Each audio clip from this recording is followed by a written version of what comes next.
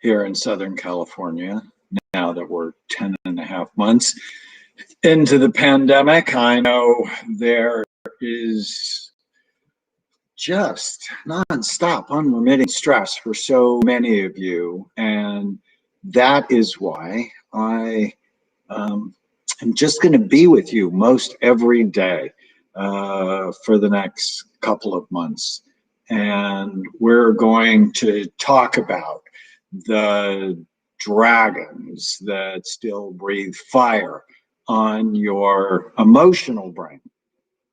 And we're in the section from my new book coming out March 2nd, Your Brain is Always Listening. You can go to yourbrainisAlwaysListening.com and get some great gifts. We'll talk about those at the end. And there are 13 dragons from the past.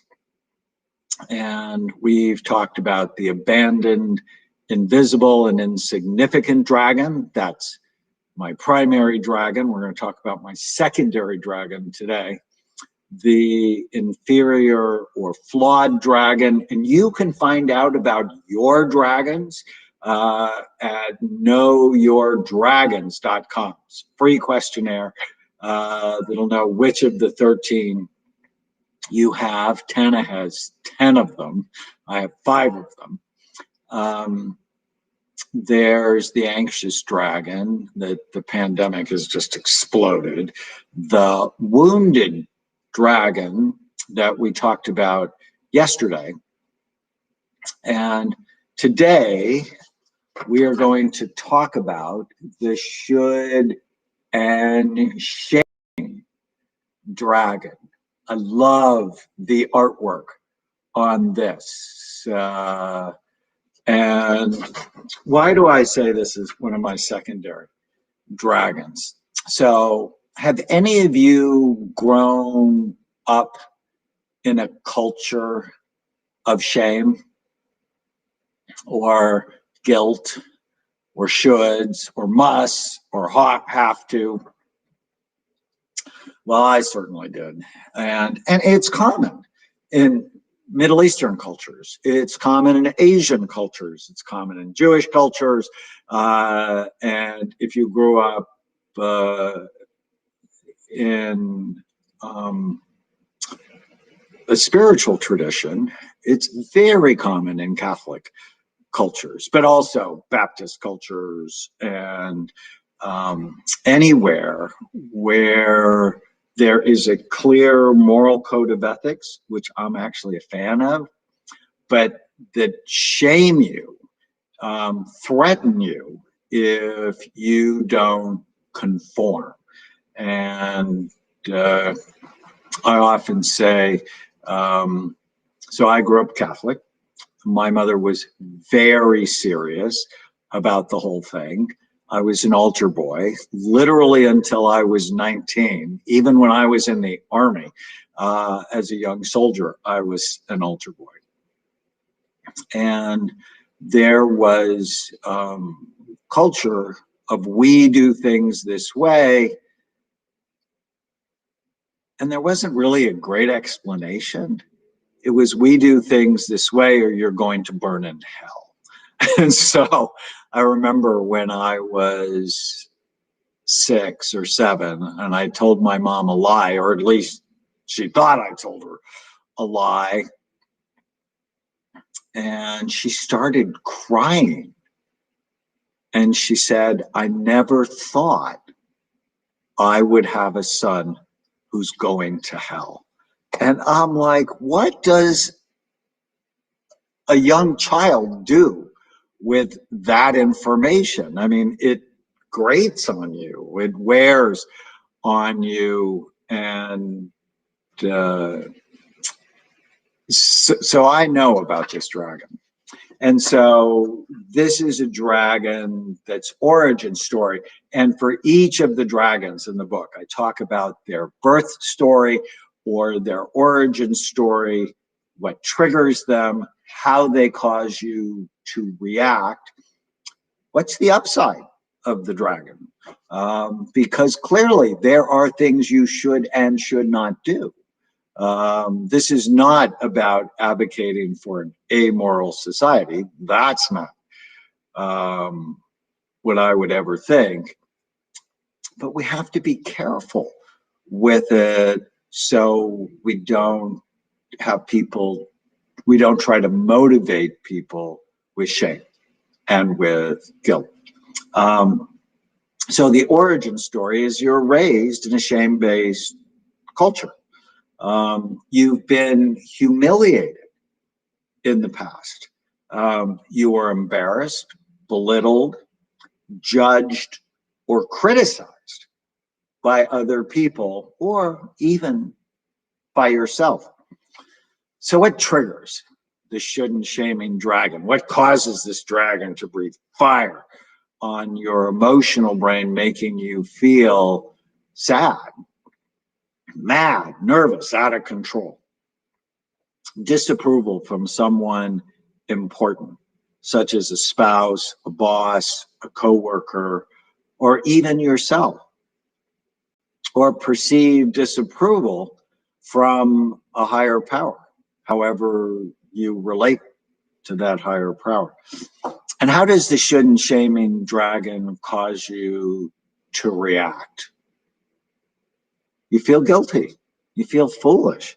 You feel distressed, exposed, wanting to hide or withdraw. You're overly sensitive, overly submissive. Sometimes you can even engage in self-harming behaviors such as addictions or overeating, just to calm down this dragon. And this is the dragon that provides the seeds for anxiety, depression, and obsessive thinking. I want to just talk about the upside of this dragon. And, you know, I said this before, of course, there are things you should and should not do. Morality is essential for the greater good. That's why we have rules and laws, and I'm a fan of reasonable rules and laws. Shame and guilt can be helpful if these emotions serve your life goals, but they are so hurtful and make you feel bad, small, or disconnected. Shame can motivate learning, but overall, it's not useful. So how do you tame? And this is one of the most common dragons among my patients. And those of you that have heard me talk about ants, automatic negative thoughts, there are 9 different kinds of ants. And one of the ants goes with this dragon. It's called guilt-beating ants. And that's where you think in words like should, must, ought to, have to. And it's not a good motivator of behavior. If you've been telling yourself you should lose weight, well, you might have been telling yourself that for decades, but you didn't lose weight. You just felt bad, and then you overate to medicate feeling bad. So I want you to get rid of the words should, must, ought, and have to, and replace them. So this is strategy number 1. Replace I should with I want to, or it fits my goals too. Now, those of you that have been following me know I lost my dad in May. And for the last 5 years, he was one of my best friends.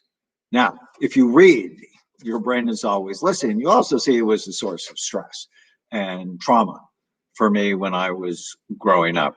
But as we got closer, I often I'd get the thought I should go see him. And I realized that didn't make me go see him. So I replaced I should go see him with I want to go see him, or it fits my goals to go see him. Because it did. It fit my goals to have a good relationship with my dad, because I knew I wasn't going to have him forever, which turned out to be true. So whenever you think you should, you must, you ought to, you have to, I just want you to replace it with I want to, or it fits my goals to. And if you don't want to, and it doesn't fit your goals to, don't do it. Like I should be kind to my wife. It's so much better to say I want to be kind to my wife, or it fits my goals to be kind to my wife. So that's strategy number one. Number two is know when guilt is helpful and know when it's not. So morality is important. Ethics are important. Telling the truth is important. One of the dragons we'll deal with later on is the trouble with the truth dragon. Telling the truth. Otherwise, people won't trust you, and that becomes really problematic for you. So know when it's helpful and know when it's not.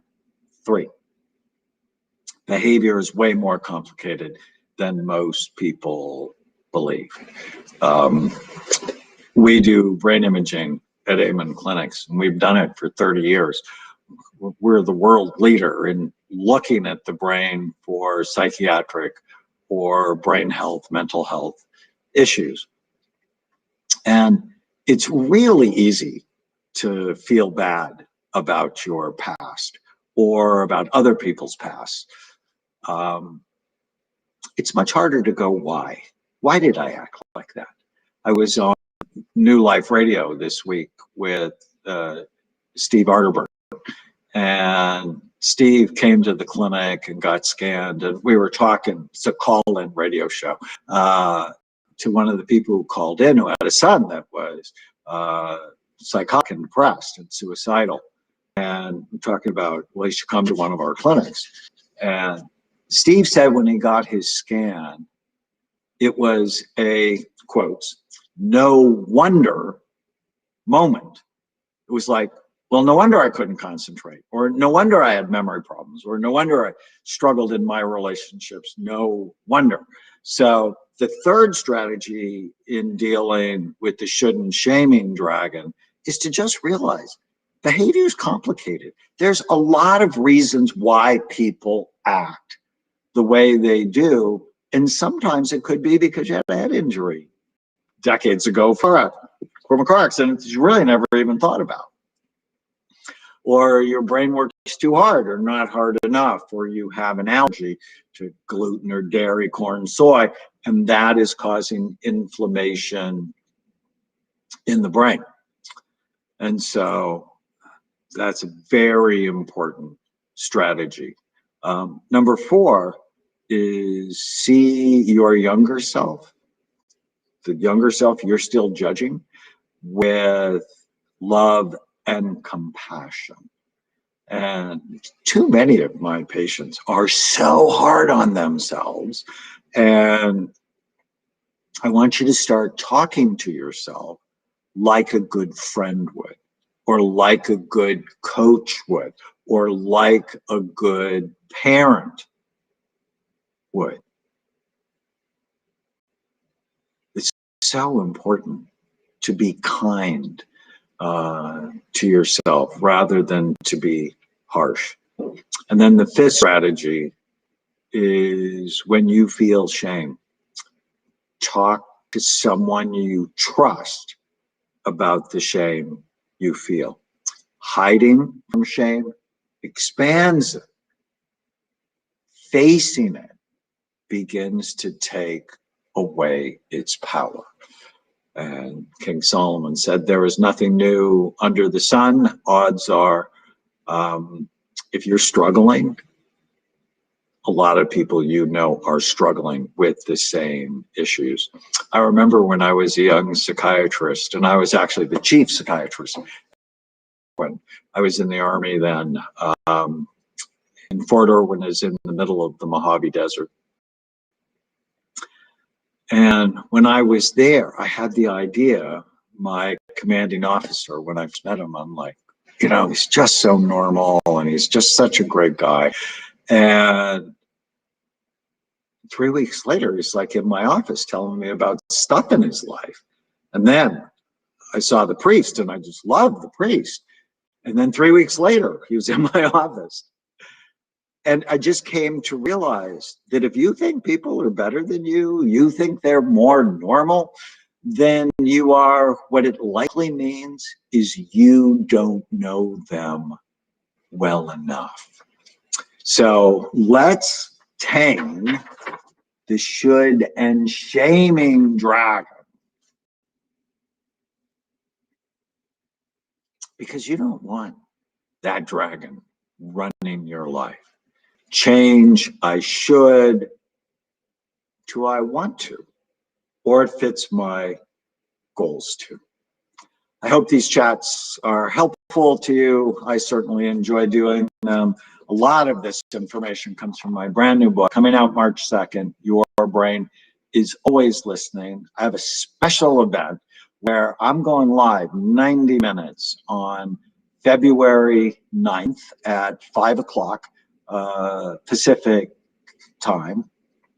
And I'm going to answer your questions, but I'm going to really give you the whole dragon theory and talk about lots of them and how to tame them. If you go to yourbrainisalwayslistening.com and pre-order the book, I have 4 free gifts for you, and they're not minor. They're really cool. One is I created a Your Brain is Always Listening playbook. You can download immediately, summarizes some of the main principles in the book. You'll also, there's a Know Your Dragons questionnaire in the playbook. You can also go to knowyourdragons.com. There's 6 hypnosis audios I do for you, just like I do for my patients: anxiety, sleep, pain, weight, peak performance, and so on. I'm going to do a special event for people who pre-order the book, 2 hours, March 17th, just for people who pre-order the book and answer your questions. But my favorite gift, and we're almost running out, so you want to do this soon, is free coupon for a bottle of Happy Saffron. So it's a $50 value, something I take every day. It's my favorite supplement. I always make sure I don't miss it. Saffron, it's got saffron, zinc, and curcumins. And this combination has been found to boost your mood, boost your memory, boost mood stability, boost happiness. It's also been found to help with focus. So I'm really excited about yourbrainisалwayslistening.com. Hope you have a spectacular weekend. I'm going to be back tomorrow, and we're going to talk about the responsible dragon. This is a dragon that's so interesting and just can cause a lot of problems if you don't get this dragon under control. It actually heavily involved in codependency. Okay, see you.